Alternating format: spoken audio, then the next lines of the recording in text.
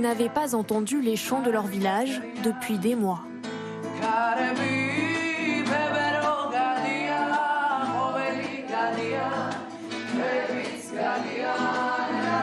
À l'ouest de la Géorgie, 3 légionnaires partis combattre en Ukraine reviennent le temps de quelques jours, de brefs moments de réconfort.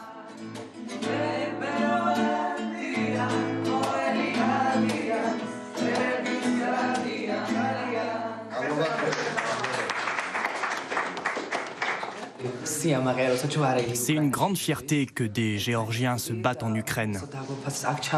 En plus, de les voir revenir ici pour nous et de chanter pour eux, c'est non seulement une fierté, mais c'est aussi du bonheur.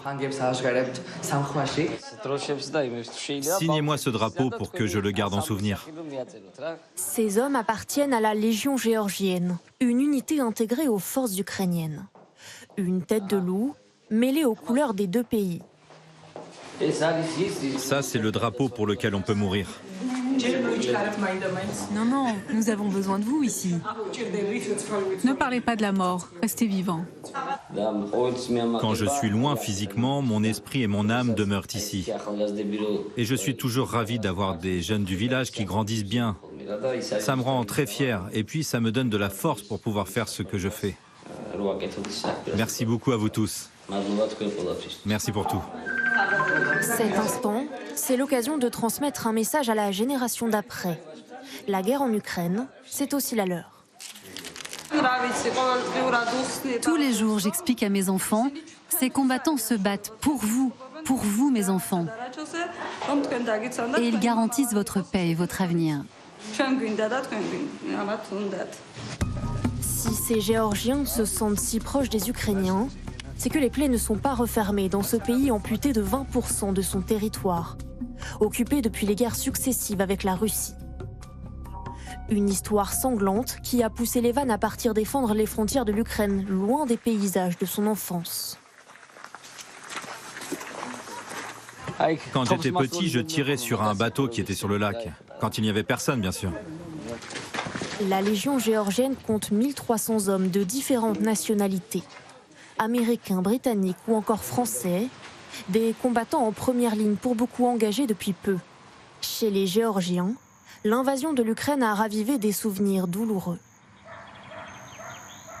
Moi, je vais vous dire pourquoi je fais la guerre. Je viens de la région de l'Abkhazie. Je suis un déplacé. Tous les gens de ma famille, tous mes proches, mes aïeux sont morts en Abkhazie. Ils ont été victimes de l'agression russe. C'est pour ça que nous nous battons aujourd'hui en Ukraine. Levan, Johnny et Lasha Bonjour. dédient aussi leur retour aux familles de ceux qui ne reviendront jamais. J'ai appris la mort de mon fils à la télévision. C'est l'enfant de mon voisin qui m'a montré. Toutes mes condoléances. Toutes mes condoléances. On le regrette beaucoup. C'est mon fils, Alika, le fils que j'ai élevé. Quand la guerre a commencé, il a voulu se battre. Je lui ai demandé « Mais que se passe-t-il, mon fils? Où es-tu » Il m'a dit « Mais maman, je vois des choses horribles, des enfants morts qui ont été tués. »